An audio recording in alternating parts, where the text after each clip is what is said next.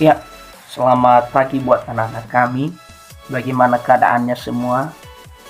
Dari sini Bapak rasa keadaan anak-anak kami sehat semua dan siap untuk mengikuti pelajaran pada hari ini.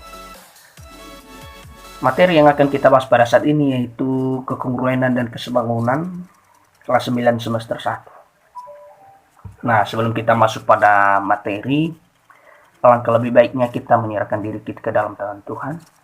Saya ajak anak-anak kami untuk kita berdoa sejenak. Berdoa dimulai. Berdoa selesai. Pada saat ini kita akan mempelajari mengenai kekongruenan dan kesebangunan. Sebelum kita masuk pada materi, ada tujuan pembelajarannya. Yang pertama, mengidentifikasi, mendeskripsikan, dan menjelaskan sifat atau syarat suatu benda yang kongruen dan sebangun berdasarkan hasil pengamatan. Yang kedua yaitu menentukan panjang sisi, besar sudut atau unsur lainnya yang berkaitan dengan bangun datar yang kongruen dan sebangun. Nah, untuk lebih jelasnya kita akan masuk pada materi, yaitu pengertian kekongruenan dan kesebangunan. Nah, pengertian daripada kekongruenan adalah dua bangun datar jika sisi-sisi yang bersesuaian sama panjang dan sudut-sudut yang bersesuaian sama besar. Itu disebut dengan kongruen. Nah, sedangkan kesebangunan adalah dua bangun datar jika sudut-sudutnya yang bersesuaian sama besar dan sisi-sisinya sebanding atau ukuran daripada setiap bangun datar itu berbeda. Nah, ini dia contoh daripada kekongruenan di mana setiap sisi memiliki kesamaan panjang dan sudut-sudut. Setiap sisi daripada sudut-sudut tersebut atau sudut-sudut daripada setiap bangun datar itu memiliki ukuran yang sama besar. Nah, ini dia contoh daripada bangun datar yang sebangun, di mana juga sudut-sudutnya sama besar tetapi sisi-sisinya itu berbeda atau bisa dikatakan dengan sebanding. Ya, inilah contoh daripada kekongruenan kesebangunan itu. Sesudah kita masuk pada pengertian, maka kita akan masuk pada sifat-sifat atau syarat dua bangun datar yang kongruen. Yang pertama, sudut-sudut yang bersesuaian sama besar dan sisi-sisi yang bersesuaian sama panjang. Nah, itulah dua sifat daripada bangun datar yang kongruen.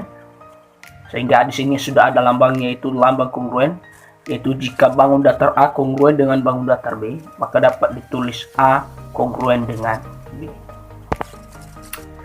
Nah, di sini ada contoh mana cara kita menentukan gambar yang bersifat kongruen. Di sini ada gambar A, gambar B, gambar C. Sudah memiliki sudut dan sudah memiliki sisi. Tetapi yang ditanya di sini adalah tentukan gambar yang bersifat kongruen. Maka dari persamaan dan sifat dan dari rumus dan dari pengertian yang telah ditentukan bahwa gambar yang bersifat kongruen adalah gambar A dan gambar C, di mana sisi-sisinya bersesuaian sama panjang dan sudut-sudutnya bersesuaian sama besar. Nah, setelah kita tahu bagaimana itu daripada kekongruenan, kita masuk pada sifat bangun datar yang sebangun. Di sini ada dua sifatnya juga, di mana yang pertama sudut-sudut yang bersesuaian sama besar dan kedua sisi-sisi yang bersesuaian memiliki perbandingan yang sama. Inilah lambang daripada kesebangunan itu, yaitu jika bangun datar A sebangun dengan bangun datar B, maka dapat ditulis A sebangun dengan B. Nah, di sini Bapak akan kasih contoh. Ini dia gambar A, gambar B, dan gambar C lagi. Tetapi yang ditentukan adalah tentukan gambar di bawah ini yang sebangun. Nah, di dalam gambar A, B, dan C kemungkinan ada dua jawaban, yaitu gambar A sebangun dengan gambar B dan gambar C sebangun dengan gambar B. Kenapa? Kita lihat dari segi sudutnya sudah memiliki ukuran yang sama besar. Tetapi sisi daripada setiap ukuran itu sebanding, ya, berbeda. Artinya ukuran dari gambar A dengan gambar B itu berbeda, yaitu ukuran sisinya. Begitu juga dengan ukuran gambar C dengan gambar B itu berbeda. Maka ada dua jawaban kemungkinan, yaitu A sebanding atau sebangun dengan B, dan C sebangun dengan B. Itulah jawaban dalam menentukan gambar yang sebangun. Ya, di sini kita akan menentukan panjang sisi dan sudut dua bangun datar yang kongruen.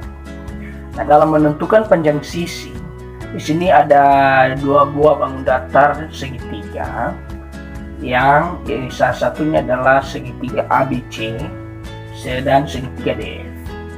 Nah, sudah diketahui di sana bahwa panjang AB sama dengan 8 cm, AC sama dengan 6 cm, dan DF sama dengan 7 cm.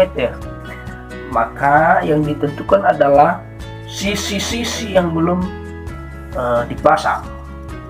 Ya, berapa jumlah ukurannya, yaitu sisi daripada DE, EF, dan BC.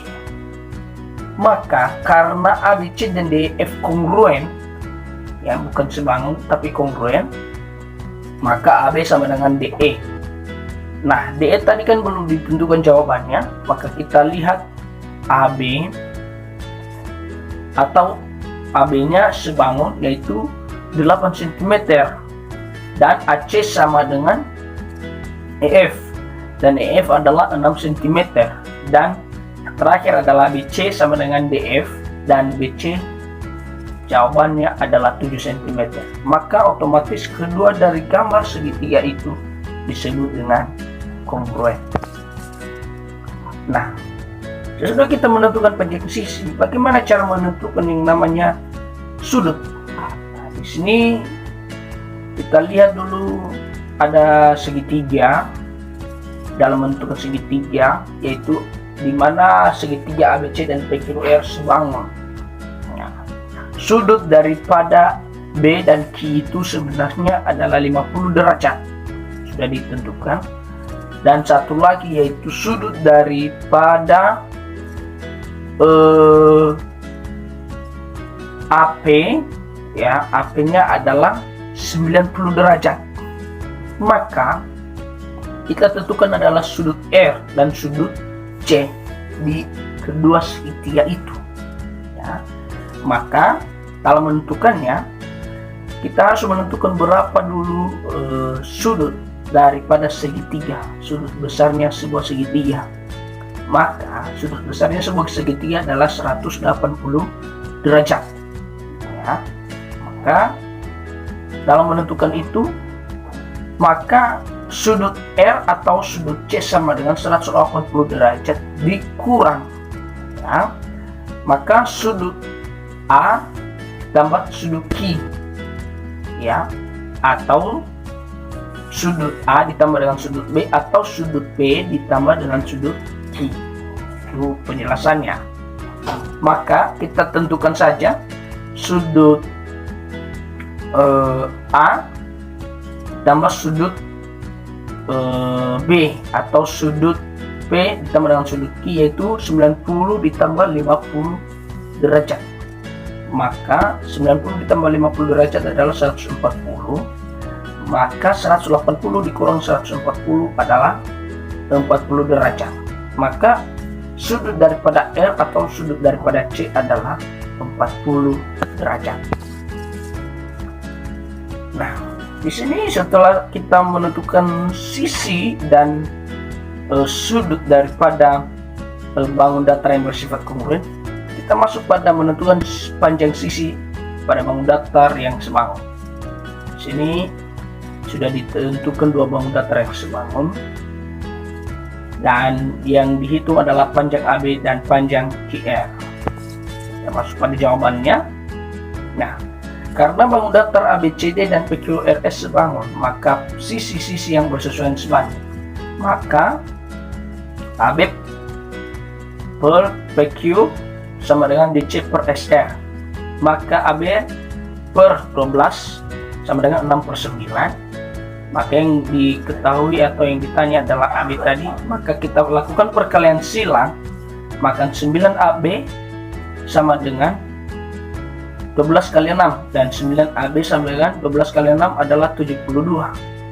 Maka AB sama dengan 72/9, dan jawabannya adalah 8. Maka panjang AB adalah 8 cm. Kemudian kita harus tentukan juga QR. Maka kita masukkan rumusnya, itu AD per QR sama dengan DC per SR. Maka AD sama dengan 4 dan QR sama dengan 6/9. Karena QR yang ditanya, maka kita lakukan perkalian silang. Maka 6 QR sama dengan 4 kali 9. Kemudian 6 QR sama dengan 4 kali 9, hasilnya 36. Maka kita pindah ruaskan 6 ke sebelah kanan. Maka QR sama dengan 36/6. Maka hasil daripada panjang QR adalah 6 cm. Kemudian setelah kita lakukan yang namanya menentukan panjang sisi, sekarang kita menentukan panjang sudut. Nah, cara menentukan panjang sudut pada bangun datar yang sebangun, di sini ada sebuah segitiga ABC dan PQR. Yang diketahui besar, sudut BAC-nya adalah 60 derajat, sudut ABC-nya adalah 40 derajat, dan sudut QPR-nya adalah 60 derajat, dan sudut PQR sama dengan 80 derajat. Nah, pertanyaannya, jelaskan mengapa kedua segitiga itu sebangun, dan kemudian sebutkan pasangan sisi yang bersesuaian sebalik. Nah, langsung saja pada segitiga ABC, sudut BAC tadi adalah 60, sudut ABC sedangkan 40, dan sudut ACB. Inilah yang harus kita tahu dulu, berapa sudut ACB. Karena belum diketahui, maka sudut ACB adalah sudut segitiga sepenuhnya adalah 180 derajat dikurang dengan sudut BAC dan ACB-nya.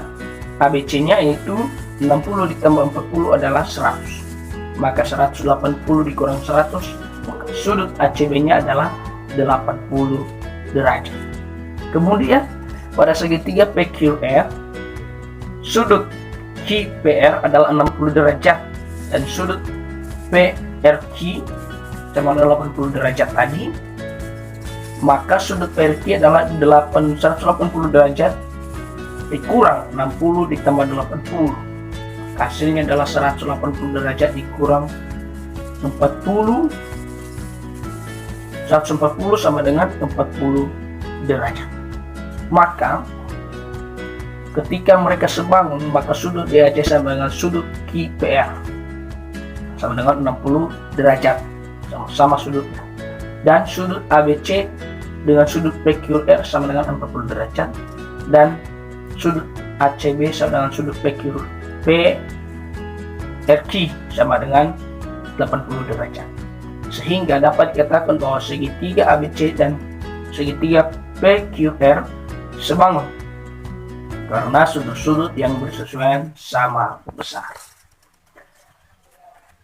Jadi demikianlah pembahasan kita kali ini mengenai kesebangunan kekongruenan. Bapak harap kepada teman-teman semua dan anak-anak kami supaya dapat memahaminya dengan baik.